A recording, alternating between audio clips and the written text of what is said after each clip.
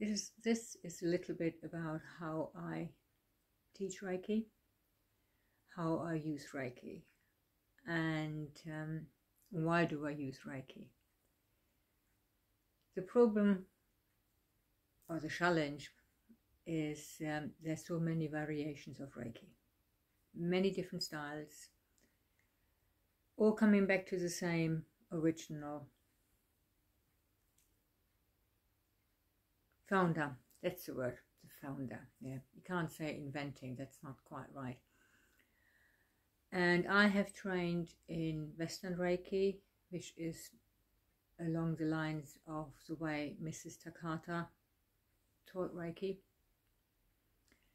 And I've also trained in the traditional style of Reiki, how it's been taught at the International House of Reiki. The main differences between these two, one is not better than the other. We don't do that. We don't judge. They are just different. The Western Reiki, it's the main emphasis there is the hand-on healing aspect. Wonderful, great, absolutely marvelous. You learn about the chakra system, you learn about the aura, the hands-on healing position, you get sensitive to energy, and it's hugely, hugely beneficial. And then, of course, there is the other Reiki, the traditional style of Reiki, and that is very different. There is hands-on healing as well, of course. They're the same precepts as we have in Western. So the precepts are the same. The difference is in how you use the precepts. In traditional Reiki, you are learning the whole system of Reiki, and it's very much a spiritual, self-developing course. Yeah? And I have learned with the traditional Reiki a lot more than I have ever done with the Western Reiki. That's a personal observation. I've done the Western Reiki in 2003. I've done my traditional, the Western was in 2003, the traditional was in 2015. And it took 2.5 years before I was then allowed, I was ready to do the master teacher level. So it's not like a case you're going online, download a course for 30 quid and then that's you done. That's not the case. That's where is a lot of controversy within the Reiki community. How should you teach Reiki? And how you shouldn't teach it. And again, there are pros and cons, and it's very much down to the teacher, the way the person is sharing the space, the knowledge. So it's very much in what you want to do with the Reiki. Why do you want to do Reiki? And also, if you're going down the traditional path, are you willing to put the hours in? Be under no illusion that once you have reached master teacher level that you know it all. That's not the case. It seriously isn't. Free will, how much time have you got, and how important is your own spiritual growth and development, your own healing. So again, it comes down to the individuals. Why is this video now? Stumbling through it, because as per usual I'm not prepared. I don't do these type of preparations.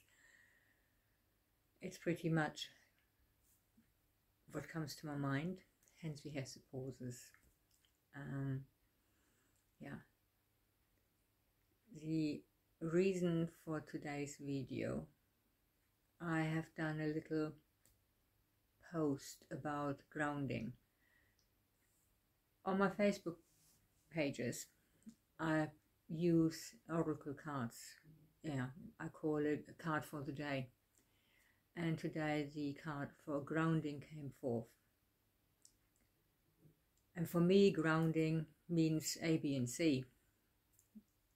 Again, I'm at this for quite some time. So I explained a little bit what grounding actually means and how we can do it. So grounding is not just about growing roots out of your feet and visualizing them anchoring in your into the earth, and that's you done. It's one way of doing it. It didn't work for me, to be honest. I use a different approach, and that approach is called, in English, focus breath, and is would be a Buddhist meditation. It is literally you are watching how the body breathes, and the emphasis then also is you can place one hand slightly below the belly button, and that way your focus goes on the placing of the hand. Touch anchors us. That is when people are in shock. The touch, the wrapping in a blanket, the swaddling of babies is so important. You know, we are human beings, and you do get touch deprived. And I'm not talking about the romantic touch. I'm just saying, just the touch in itself, the comfort of a friend hugging you, or you're under, you know, you had a traumatic experience. You know, so why do you think they're having the blankets on? It's not just to keep the body warm, it's also the comfort, it's the hugging. So, but it's also grounding. Getting off on a talk here. This is interesting. Grounding is important when you feel scattered, when you are really stressed. Your mind is going 100 miles an hour. You belong to the people who are watching the news, who are addicted to the drama of life. Yeah, some people, they thrive on chaos and stress. I'm not one of them. Stress is not really my thing. So yeah, focus breath, you can do it even when you're on a junction, stuck in traffic, staying in the queue, especially this time of year, queuing up in the post office. That's can take a while. That was before all the strikes were going on, so I don't do the post office this year. I'm lucky I don't need to do this. So I will do a different video just for the focus breath.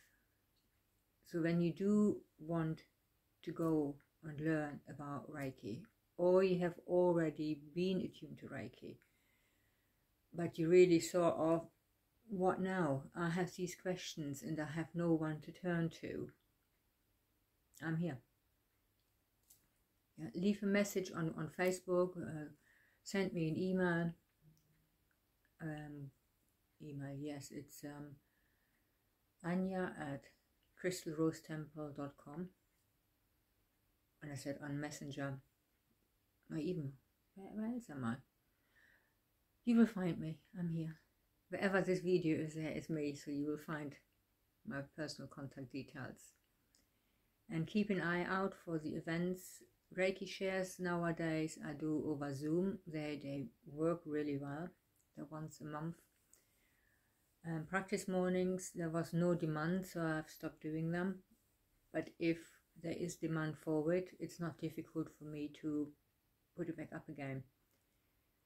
The beauty with Reiki, why do I love Reiki? I don't need to do anything.